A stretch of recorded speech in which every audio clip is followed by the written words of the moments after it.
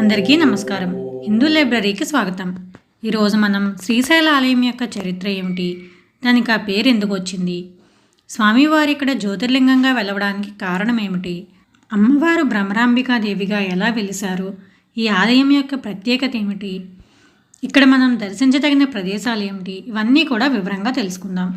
శ్రీశైలం దర్శించిన వారికి కూడా వీటిలో చాలా విషయాలు తెలియవండి. చాలా విశిష్టతలు ఉన్నాయి శ్రీశైలానికి. శ్రీశైల మహాక్షేత్రం భూమండలానికి నాభిస్థానమని పురాణాలు చెబుతున్నాయి. ప్రపంచంలోని ఏ ప్రాంతంలో పూజ చేసినా, ఏ వ్రతం ఆచరించినా సంకల్పంలో శ్రీశైలాన్ని స్మరిస్తూ శ్రీశైలస్య ఈశాన్య ప్రదేశే శ్రీశైలస్య ఉత్తర దిగ్భాగే అని తాము శ్రీశైల క్షేత్రానికి ఏ దిక్కున ఉండి పూజ చేస్తున్నారో వివరంగా సంకల్పంలో చెప్పుకుంటారు. పావన కృష్ణవేణి నది పాతాళగంగా అనే పేరుతో ఉత్తరవాహినిగా ప్రవహిస్తూ ఈ క్షేత్రానికి మరింత పవిత్రతను సంతరిస్తోంది. 18 పురాణాల్లోనే కాకుండా భారత రామాయణాలలోనూ అనేక గ్రంథాలలోనూ ఈ క్షేత్రం గురించిన ప్రస్తావన కనిపించగా, స్కాంద పురాణంలోని శ్రీశైలఖండం దీని గురించి పూర్తిగా వివరిస్తోంది.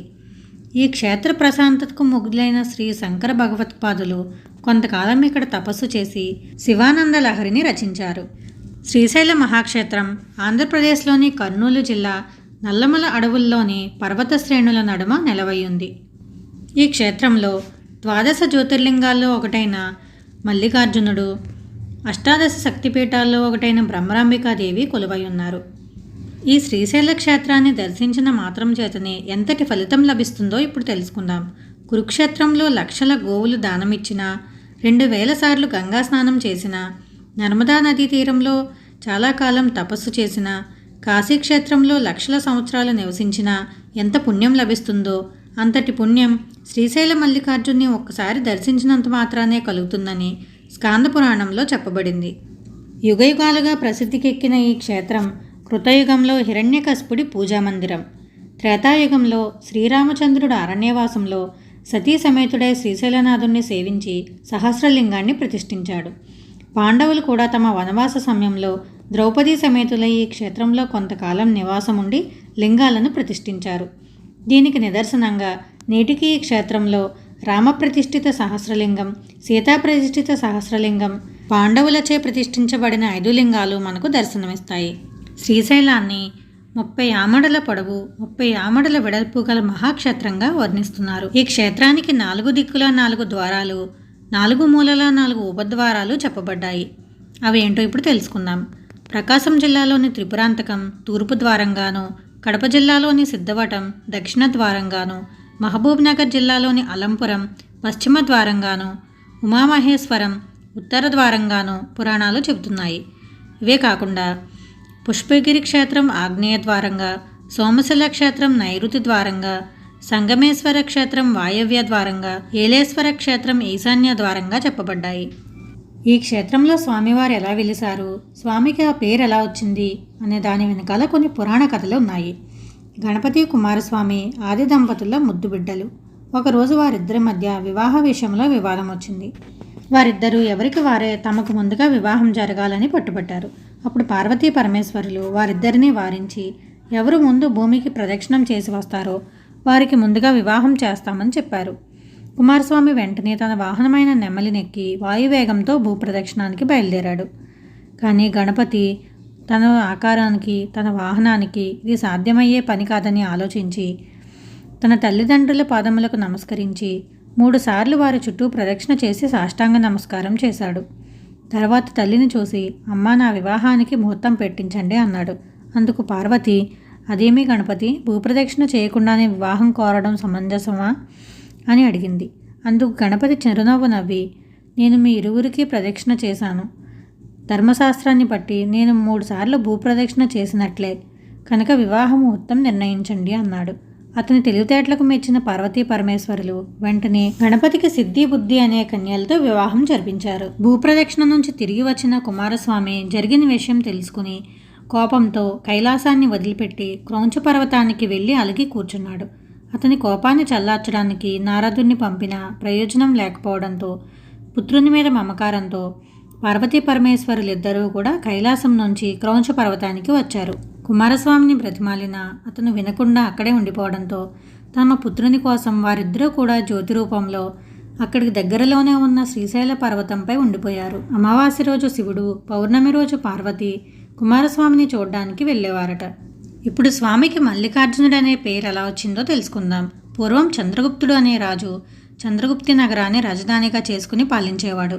చంద్రగుప్తుడు తన రాజ్యాన్ని విస్తరించాలని బయలుదేరిన సమయంలో అతని భార్య గర్భవతిగా ఉంది.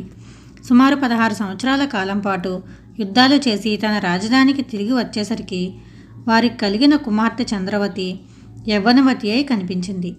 ఆమెను చూడగానే ఆమె అందానికి ముగ్ధుడై ఆమెను బలాత్కరించబోయాడు చంద్రగుప్తుడు. ఇంతలో అక్కడికి వచ్చిన చంద్రగుప్తుని భార్య, ఈమె చంద్రవతి మన కుమార్తె, ఆమెను మోహించుట తప్పు అని వారించింది. కానీ కామందుడైన రాజు ఆమె మాటలు పెడచెవిన పెట్టి చంద్రవతిని వెంటాడసాగాడు. చంద్రవతి పరుగు పరుగున పోయి కృష్ణానదిని దాటి శ్రీశైలం వైపు పోసాగింది. అయినా కూడా తనని వెంబడించి వస్తున్న తండ్రిని కృష్ణానదిని దాటుతున్న సమయంలో అక్కడే పచ్చల బండవై ఉండమని శపించింది. ఇప్పటికీ కూడా పాతాళ గంగలో ఈ పచ్చల బండ మనకు కనిపిస్తుంది. ఆ తర్వాత చంద్రవతి శ్రీశైలానికి వచ్చి మల్లెపూలతో స్వామిని సేవిస్తూ కాలం గడపసాగింది. ఆమె భక్తికి మెచ్చిన పరమేశ్వరుడు ప్రత్యక్షమై వరం కోరుకోమనగా తాను పూజించిన విధంగా మల్లెపూల దండను ధరించి మల్లికార్జునుడిగా పేరు పొందమని కోరింది. అందుకు స్వామి సంబరపడి తాను ఇక్కడే మల్లికార్జునుడి పేరుతో పూజింపబడతానని వరమిచ్చాడు. ఈ కథ స్కాంద పురాణంలో కూడా మనకు కనిపిస్తుంది. ఇక అమ్మవారు భ్రమరాంబాదేవిగా ఎలా వెలిసారో తెలుసుకుందాం. ఒకప్పుడు అరుణాసురుడనే రాక్షసుడు బ్రహ్మను గురించి తపస్సు చేసి 2 కాళ్ల జీవుల నుంచి కానీ 4 కాళ్ల జీవుల నుంచి కానీ తనకు మరణం లేకుండా వరం పొందాడు.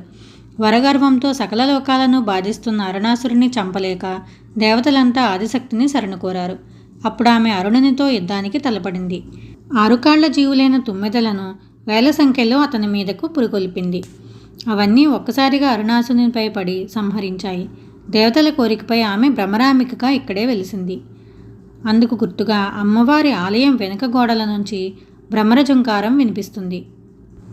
జ్యోతిర్లింగమైన మల్లికార్జునుడు, శక్తిపీఠమైన భ్రమరాంబికాదేవి ఒకే ప్రాంగణంలో కొలువుండడం ఇక్కడి విశేషం. ఇలా ఉన్న ఆలయం ఇదొక్కటే. ఆలయ స్థల పురాణం ఎలా వెలిసారన్నది తెలుసుకుందాం కదా. ఇప్పుడు ఆలయ నిర్మాణం ఎలా ఉంటుంది, ఇక్కడ దర్శించదగిన ప్రదేశాలు ఏమిటనేది తెలుసుకుందాం. విశాల ప్రాంగణం కలిగిన ఈ ఆలయం చుట్టూ కోడకోట లాంటి ప్రాకారం మనకు కనిపిస్తుంది. ప్రాకారానికి 8 దిక్కుల్లోనూ అష్టభైరవులు ప్రతిష్ఠించబడ్డారు. ఈ గోడలపై పార్వతీ కళ్యాణం, కిరాతార్జునీయ కథ, శివతాండవం, గజాసుర సంహారం, మార్కండేయ వృత్తాంతం, క్షీరసాగర మదనం వంటి ఎన్నో అద్భుతమైన ఘట్టాలు చెక్కబడి ఉన్నాయి. ఆలయ ప్రాకారానికి 4 వైపులా 4 గోపురాలున్నాయి. ఈ 4 గోపురాల నడుమ బంగారు శిఖరాలతో విరాజిల్లే మల్లికార్జున స్వామి ప్రధాన ఆలయం మనకు కనిపిస్తుంది. ఇక్కడ స్వామివారి లింగానికి మన శిరస్సును తాకించి స్పర్శ దర్శనం చేసుకునే అవకాశం ఉంటుంది. ఇక్కడ స్వామివారిని ధూళి దర్శనం కూడా చేసుకోవచ్చు. అంటే మనం ఎక్కడైనా దూర ప్రాంతం నుంచి వచ్చినప్పుడు స్నానం చేయకముందే స్వామివారిని మనం దర్శించుకోవచ్చు. స్వామివారి గర్భాలయం చాలా చిన్నది. గర్భాలయం నుంచి బయటకు రాగానే మనకు రంగమండపం కనిపిస్తుంది. ఈ మండపంలో ఒకవైపున రత్నగర్భ గణపతి, రెండో వైపున భద్రకాళి, వీరభద్రులు మనకు కనిపిస్తారు. దీన్ని కూడా దాటి ముందుకు వస్తే మనకు నంది మండపం కనిపిస్తుంది. ఇక్కడ భారీ బసవన్న మనకు దర్శనమిస్తాడు. ఈ నందిని శనగల బసవన్నగా పిలుస్తారు. ఈ బసవన్నకు శనగలు ప్రీతికరమైనవని భక్తులు భావిస్తారు. చాలామంది ఈ బసవన్నకు శనగలు కడతామని మొక్కుకుంటారు. మల్లికార్జున స్వామి ఎంతటి భక్త సులభుడో ఈ నందీశ్వరుడు కూడా అంతే. కిద్దడి శనగలు మూతికి కట్టినంత మాత్రాన భక్తుల కోరికలను తీర్చే ఈ బసవన్న కలియుగాంతంలో రంకె వేస్తాడని బ్రహ్మంగారి కాలజ్ఞానం చెబుతోంది. ఆలయానికి దక్షిణం వైపున సాల మండపాన్ని ఆనుకొని సప్తమాతృకల విగ్రహాలు ఉన్నాయి. ఈ విగ్రహాలకు కుడివైపున మనోహర గుండం ఉంది. ఈ గుండంలోని నీరు తీయగా మనోహరంగా ఉంటుంది. పూర్వం ఇలాంటి గుండాలు ఆలయంలో 100కు పైనే ఉండేవట. ఇప్పుడు చాలా వరకు పూడుకుపోయాయి. గర్భాలయానికి ఆనుకొని దక్షిణం వైపున బ్రహ్మగుండం, పడమరి వైపున విష్ణుగుండం మనకు కనిపిస్తాయి. ప్రధానాలయానికి పడమటి దిక్కున వరుసగా మనకు 9 ఆలయాలు కనిపిస్తాయి. వీటిలో జలలింగం, క్షితిలింగం, సూర్యలింగం, యజమానలింగం, అగ్నిలింగం, వాయులింగం, ఆకాశలింగం, చంద్రలింగం, వీటితో పాటు మోక్షలింగం మనకు కనిపిస్తాయి. 9 లింగాలు కలిగిన ఈ ఆలయాలను నవబ్రహ్మాలయాలుగా పిలుస్తారు. ఈ ఆలయానికి ఆనుకొని కుమారస్వామి ఆలయం కూడా ఉంది. దీనిలో 6 ముఖాలున్న షణ్ముఖమూర్తి మనకు దర్శనమిస్తారు. కుమారస్వామి ఆలయాన్ని ఆనుకొని ఉన్న మండపాన్ని ఆస్థాన మండపం అంటారు. ఆస్థాన మండపానికి లోపలి భాగంలో ఉన్న గదిలో స్వామివారి భక్తులైన హేమారెడ్డి మల్లమ్మ, అక్క మహాదేవుల విగ్రహాలు మనకు కనిపిస్తాయి. ఉత్తరం వైపు గల ఆలయంలో ఉమామహేశ్వర మూర్తి మనకు కనిపిస్తారు. ఈ స్వామి పార్వతీదేవిని తొడపై కూర్చుండబెట్టుకొని పంచనందీశ్వరుడు అని పిలువబడుతున్నారు. ప్రధాన ఆలయానికి ఈశాన్యంగా అద్దాల మండపం మనకు కనిపిస్తుంది. ఈ అద్దాల మండపంలో స్వామివారి పవళింపు సేవ జరుగుతుంది. ఈ మండపానికి పక్కనే శ్రీ రాజరాజేశ్వర స్వామి, శ్రీ రాజరాజేశ్వరీదేవి యొక్క ఆలయాలు మనకు కనిపిస్తాయి. మల్లికార్జున స్వామి వారి గర్భాలయానికి ఉత్తరం వైపున అర్ధనారీశ్వరుడు మనకు కనిపిస్తారు. అర్ధనారీశ్వర ఆలయానికి ఉత్తరాన పాండవులు వనవాస సమయంలో ప్రతిష్ఠించిన పంచలింగాలతో కూడిన ఆలయాలు ఉంటాయి. ఈ ఆలయాలను ఆనుకొని ఉత్తరముఖంగా వీరభద్రస్వామి ఆలయం ఉంది. వీరభద్రాలయానికి తూర్పు భాగంలో మల్లికా గుండం ఉంది. పైన మండపం గల ఈ గుండంలో శ్రీ మల్లికార్జున స్వామివారి ఆలయ శిఖరం మనకు కనిపిస్తుంది. ఈ గుండంలోని నీటిని స్వామివారి అభిషేకానికి వాడతారు. ఈ గుండం మధ్యలో ఒక మండపం ఉంది. ఒకప్పుడు స్వామివార్ల తెప్పోత్సవాన్ని ఈ గుండంలోనే జరిపేవారు. ఈ ఆలయంలో అంతర్వాహినిగా ప్రవహించే సరస్వతీ నది యొక్క నీరే ఈ గుండాల్లో చేరుతుందని భక్తుల నమ్మకం. ఈ మల్లికా గుండానికి తూర్పు వైపున బలిపీఠం ఉంటుంది. 2 అంతస్తులతో కూడిన ఈ బలిపీఠంలో అష్టదిక్పాలకుల విగ్రహాలు, లింగము, నంది మనకు కనిపిస్తాయి. బలిపీఠానికి తూర్పు వైపున వృద్ధ మల్లికార్జున స్వామి ఆలయం ఉంది. ఇది మల్లికార్జుని ఆలయం కంటే ప్రాచీనమైనది. చూడడానికి పెద్దదిగా ఉన్న ఈ లింగం ముడతలతో కూడి ముసలితనాన్ని చాటి చెప్తుంది. వృద్ధ మల్లికార్జున స్వామి ఆలయానికి వెనుక భాగాన రామప్రతిష్ఠిత సహస్రలింగం ఉంటుంది. త్రేతాయుగంలో రాముడు వనవాస సమయంలో దీన్ని ప్రతిష్ఠించారు. చక్కని నల్లని రాతితో చెక్కబడిన ఈ లింగం 1000 చిన్న లింగాలతో కూడి ఉంటుంది. వృద్ధ మల్లికార్జున స్వామి దేవాలయానికి తూర్పు వైపున మేడి, రావి, జువ్వి చెట్లు ఒకదానికొకటి పెనవేసుకుని కనిపిస్తాయి. వీటినే త్రిఫలా వృక్షంగా పిలుస్తారు. దీని కింద ఎందరో తపస్సు చేసినట్లు ప్రతీతి. స్వామివారి ఆలయానికి వెనుక పైభాగంలో భ్రమరాంబికాదేవి ఆలయం ఉంది. అక్కడికి వెళ్ళడానికి మెట్లున్నాయి. మెట్లు ఎక్కేటప్పుడు ఎడమవైపున అమ్మవారి ఆలయ ముఖద్వారానికి పక్కగా సహస్రలింగేశ్వరుడు ఉన్నాడు. 1000 లింగములతో చూడముచ్చటగా ఉండే ఈ లింగాన్ని త్రేతాయుగంలో సీతాదేవి ప్రతిష్ఠించినట్లు చెప్తారు.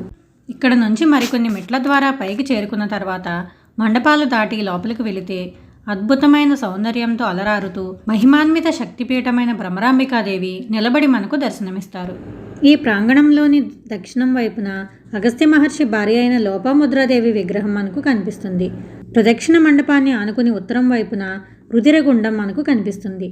ఆ నీటిని అమ్మవారి అభిషేకానికి వాడతారు. అమ్మవారి ఆలయానికి ఈశాన్య భాగంలో యాగశాల మనకు కనిపిస్తుంది. ప్రత్యేక దినాల్లో జరిపే చండీయాగం ఇక్కడే నిర్వహిస్తారు. స్వామివారి ఆలయానికి నైరుతి వైపున నటరాజమూర్తి ఉన్నారు. ఆ మెట్ల వెంట పైకి వెళితే నాగావళి తోటలో శ్రీ స్వామివారి నిత్య కళ్యాణ మండపం ఉన్నాయి.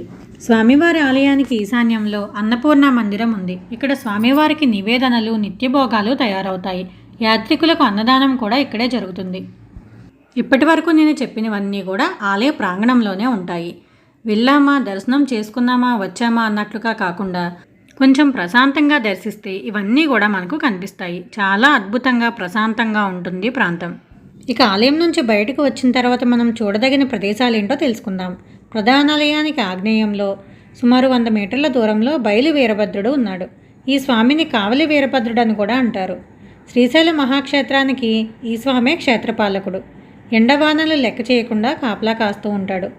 అందుకే ఈ స్వామి యొక్క మండపానికి పైకప్పు ఉండదు.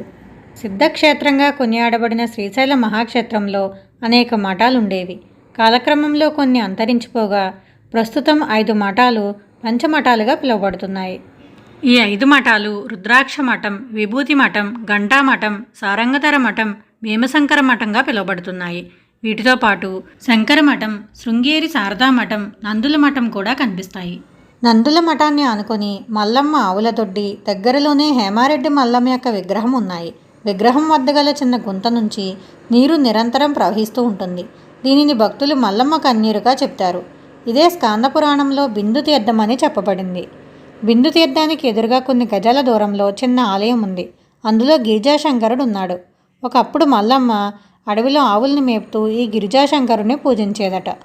గిరిజాశంకరాలయానికి ఎదురుగా వరాహ తీర్థం ఉంది. ఇది అంత లోతు లేకపోయినా తాగడానికి యోగ్యమైన నీటిని కలిగి ఉంటుంది. స్కాంద పురాణం దీనిని వరాహకుండమని, వరాహ తీర్థమని చెప్పింది. దీని పైభాగంలో వరాహాన్ని పోలిన బండ ఉంది. అందుకే దీనికి వరాహ తీర్థం అనే పేరొచ్చింది. గిరిజా శంకరాలయానికి దగ్గరలోనే ఆవు చెవి ఆకారంలో ఉండే గోకర్ణ తీర్థం కూడా ఉంది. మల్లికార్జునుని ప్రధాన ఆలయానికి ఎదురుగా ఉన్న రోడ్డులో అంకాలమ్మ దేవాలయం ఉంది. దీని చుట్టూ చెట్టు వ్యాపించి ఉండడంతో ఈ ఆలయం చెట్టు తరలో ఉన్నట్టుగా కనిపిస్తుంది. ఇంకొక ప్రముఖ ఆలయం గురించి తెలుసుకుందాం. ప్రధాన ఆలయానికి 2 కిలోమీటర్ల దూరంలో సాక్షి గణపతి ఆలయం ఉంది. భక్తులు శ్రీశైల క్షేత్రాన్ని సందర్శించినట్లు కైలాసంలో సాక్ష్యం చెబుతాడు కాబట్టి ఈ స్వామిని సాక్షి గణపతి అంటారు. యాత్రికులు ఈ స్వామిని దర్శించినప్పుడు తమ గోత్రనామాలు చెప్పుకుంటారు. ఈ గణపతి విగ్రహం భక్తుల పేర్లను నమోదు చేసుకుంటున్నట్లుగా ఉంటుంది. శ్రీశైలంలో తప్పక దర్శించవలసిన ప్రాంతం శ్రీశైల శిఖరం. శ్రీశైల శిఖరం దృష్ట్యా పునర్జన్మన విద్యతే అని పురాణ వాక్యం. శ్రీశైల శిఖరాన్ని చూసినంత మాత్రాన పునర్జన్మ ఉండదని పురాణాల్లో చెప్పారు. ఈ శిఖరం శ్రీశైల పర్వత శ్రేణులన్నిటిలోకి ఎత్తైన శిఖరం. ఇది ప్రధానాలయానికి 8 కిలోమీటర్ల దూరంలో ఉంటుంది. ఈ కొండ శిఖరంపై వీరశంకర స్వామి ఆలయం ఉంది. ఆలయం పైభాగంలో పెద్ద రోలు, దాని పత్రంపై నంది ఉన్నాయి. భక్తులు ఒకప్పుడు ఆ రోట్లో నువ్వులు వేసి పత్రాన్ని తిప్పేవారు. నువ్వులు నలిగి నూనె కిందనున్న వీరశంకర స్వామి లింగంపై పడి అభిషేకింపబడేది. కాలక్రమంలో రోలు అరిగిపోవడం, ఆ రంధ్రం మూసుకుపోవడంతో నూనె కారకపోయినా ఆ సంప్రదాయం ఇప్పటికీ కొనసాగుతోంది. భక్తులు ఇలా రోలు తిప్పిన తర్వాత ఆ నంది కొమ్ముల మధ్యలో నుంచి మల్లికార్జున స్వామి ఆలయ శిఖరాన్ని చూస్తారు. ఎవరికైతే ఆ శిఖరం కనిపిస్తుందో వారికి పునర్జన్మ ఉండదని భక్తుల నమ్మకం. శ్రీశైల పరిసర ప్రాంతాల్లో తప్పక దర్శించవలసిన మరొక క్షేత్రం హటకేశ్వరం. దీన్నే అటికేశ్వరం అని కూడా అంటారు. శివభక్తుడైన కుమ్మరి కేశప్పకు శివుడు అటిక అంటే కొండపెంకు, అటికలో బంగారు లింగం రూపంలో ప్రత్యక్షమై అనుగ్రహించిన ప్రదేశమే ఈ అటికేశ్వరం. దీనికి దగ్గరలోనే పాలధార, పంచదార కనిపిస్తాయి. ఈ ప్రదేశంలోనే ఆదిశంకరులు తపస్సు చేసి శివానంద లహరి రచించారట. దానికి గుర్తుగా ఇక్కడ ఆదిశంకరులు ఉన్న గుహ, ఆదిశంకరుల విగ్రహం కూడా మనకు కనిపిస్తాయి. ఈ ప్రదేశంలో దిగడానికి మెట్లున్నాయి. మెట్లు దిగగానే ఎడంవైపున ఒక చోట నుంచి ఒక నీటి దార, పక్కనే 5 నీటి దారలు ఉన్నాయి. మొదటిది శివుని ఫాలభాగం నుంచి ఉద్భవించడంతో దాన్ని ఫాలధార అని, 5 దారాలు శివుని 5 ముఖాల నుంచి ఉద్భవించాయి కాబట్టి వాటిని పంచదారలు అని అంటారు. ఇవి నిరంతరం ప్రవహిస్తూనే ఉంటాయి, కానీ ఆ నీరు ఎక్కడికి పోతుందో తెలియదు. కొంత దూరం పోయాక ఈ నీరు భోగవతి అనే పేరుతో పాతాళ గంగలో కలుస్తుందని శ్రీశైల ఖండం చెబుతోంది. శ్రీశైల క్షేత్రానికి దగ్గరలో ఉన్న మరో మహిమాన్వితమైన క్షేత్రం ఇష్టకామేశ్వరి ఆలయం. భారతదేశంలో ఇష్టకామేశ్వరి దేవి పేరుతో ఇక్కడ తప్ప మరెక్కడా ఆలయం లేదు. భక్తులు మనస్ఫూర్తిగా కోరుకునే ఎటువంటి కోరికలైనా ఈ అమ్మవారు నెరవేరుస్తుందని బలమైన నమ్మకం. అందుకే ఈమెను ఇష్టకామేశ్వరి అని పిలిచారు. భక్తులు ఈ అమ్మవారి నుదుట బొట్టు పెట్టి తమ కోరికలు కోరుకుంటారు. ఆ సమయంలో అమ్మవారి నుదురు మెత్తగా మానవ శరీరాన్ని తాకినట్లుగా అనిపిస్తుంది. శ్రీశైలం కూడలికి 20 కిలోమీటర్ల దూరంలో ఉండే ఇక్కడికి వెళ్ళడానికి ప్రభుత్వ అనుమతి తప్పనిసరి. ఇది కూడా ఒక సాహసోపేతమైన ప్రయాణం అనే చెప్పాలి. ఇక్కడికి వెళ్ళాలనుకుంటే ముందు రోజే శ్రీశైల శిఖరానికి పక్కనే ఉన్న నెక్కంటి జంగిల్ రైడ్స్ దగ్గరికి వెళ్ళి 8 గంటలకు లైన్లో నిలబడితే టికెట్లు ఇస్తారు. ఒక మనిషికి 3 టికెట్లు మాత్రమే ఇస్తారు. మరునాడు వాళ్ళు చెప్పిన సమయానికి వెళ్తే వాళ్లే తీసుకువస్తారు. రాళ్లతో కూడిన ఆ రోడ్లో జీపులు మాత్రమే వెళ్తాయి. వాళ్ళు జీపు ద్వారా తీసుకువెళ్ళి అక్కడ నుంచి కొద్ది దూరం నడిచిన తర్వాత భూమి లోపలికి గుహలా ఉన్న ప్రాంతంలో దీపపు వెలుగులో మనకు అమ్మవారు దర్శనమిస్తారు. ఈ దేవి ముకులిత నేత్రాలతో ధ్యాన నిమగ్నమై చతుర్భుజాలను కలిగి 2 చేతుల్లో కలువు మొగ్గలను, కింది చేతిలో రుద్రాక్షమాల, శివలింగాలను కలిగి ఉంటుంది. ఆన్లైన్లో అయితే 15 రోజుల ముందుగానే ఈ టికెట్ని బుక్ చేసుకోవాలి. శ్రీశైలానికి వచ్చిన వారు పాతాళగంగని కూడా తప్పకుండా దర్శించుకోండి. ఇక్కడ ఆలయం కొండపై ఉండడంతో నది ఎక్కడో పాతాళంలో ప్రవహించినట్లు అనిపిస్తుంది. అందుకే ఇక్కడ కృష్ణమ్మను పాతాళగంగగా పిలుస్తారు. మెట్ల ద్వారా దిగి ఈ పాతాళగంగను చేరుకోవచ్చు. సుమారు 500 మెట్ల వరకు ఉంటాయి. ఇప్పుడైతే రోప్వే కూడా అందుబాటులో ఉంది. ముందుగా పాతాళగంగలో స్నానం ఆచరించి అప్పుడు శ్రీశైలం మల్లికార్జునుని దర్శించుకోవడం ఆనవాయితీ. ఇంకా అక్క మహాదేవి తపస్సు చేసిన అక్క మహాదేవి గుహలు, దత్తాత్రేయుని అవతారం నివసించిన కదలి వనం, దత్తాత్రేయ పాదుకలు ఇవన్నీ దర్శించాలంటే పాతాళగంగ ద్వారా పడవ ప్రయాణం చేసి వాటిని చేరుకోవాల్సిందే. శ్రీశైలంలో ఈ ఆధ్యాత్మిక ప్రదేశాలతో పాటు ఎంతో అద్భుతంగా కనువిందు చేసే శ్రీశైలం డ్యామ్ని కూడా తప్పకుండా దర్శించండి. చూశారు కదా శ్రీశైల క్షేత్రానికి ఎంత విశిష్టత ఉందో.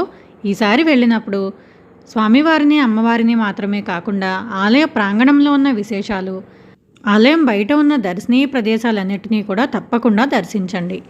ఆ స్వామి అమ్మవార్ల అనుగ్రహాన్ని పొందండి. మనం ఇంతకు ముందే స్వామివారి స్పర్శ దర్శనం గురించి చెప్పుకున్నాం కదా. ప్రతిరోజు మధ్యాహ్నం 1 గంట నుంచి 3:30 వరకు ఉచిత స్పర్శ దర్శనం అనేది ఉంటుంది. రద్దీ రోజుల్లో అంటే శని, ఆది, సోమవారాల్లో ఈ సదుపాయం ఉండదు. మిగిలిన రోజుల్లో కావాలంటే మనం 500 రూపాయల టికెట్ తీసుకోవాల్సి ఉంటుంది. ఈ టికెట్లన్నీ కూడా అంటే అభిషేకం కానీ, కుంకుమార్చన కానీ, గర్భాలయ అభిషేకం కానీ ఇవన్నీ కూడా ఆన్లైన్లోనే తీసుకోవాలి. తీసుకుని టికెట్ ప్రింటౌట్ తీసుకుని మనం తీసుకెళ్లాల్సి ఉంటుంది. మీకు ఇంకా వివరాలు కావాలనుకుంటే శ్రీశైలం దేవస్థానం అని కొడితే వాళ్ళ అఫీషియల్ వెబ్సైట్ వస్తుంది. దానిలోకి వెళ్తే మీకు వివరాలన్నీ, టికెట్ల రేట్లు ఏంటి, మీకు ఏ రోజుకి అందుబాటులో ఉన్నాయి, ఏ రోజు లేవు, ఇవన్నీ కూడా తెలుస్తాయి. ఆన్లైన్లో మీరు టికెట్లు బుక్ చేసుకోవచ్చు. చాలా కష్టపడి వివరాలన్నీ సేకరించి మీకోసం ఈ వీడియో చేశాను. వీడియో ఎలా అనిపించిందో తప్పకుండా కామెంట్ చేయండి. నచ్చితే లైక్ చేయడమే కాకుండా మరింత మందికి షేర్ చేయండి.